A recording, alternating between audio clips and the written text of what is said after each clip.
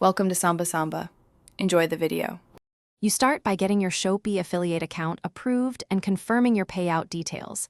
This unlocks link generation. Once done, set up a dedicated Facebook page or group for one clear niche so your audience trusts your recommendations.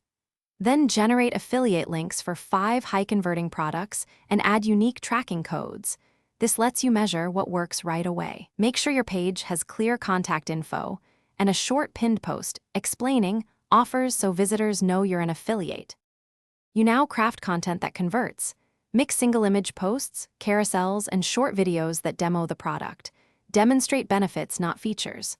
Once done, write concise captions with a clear CTA and paste your trackable affiliate URL in the post or first pinned comment so it's easy to tap. Make sure to append UTM parameters to track source and campaign inside Facebook Analytics. Finally, vary creatives and test one change at a time so you can attribute performance to images, copy, or placement.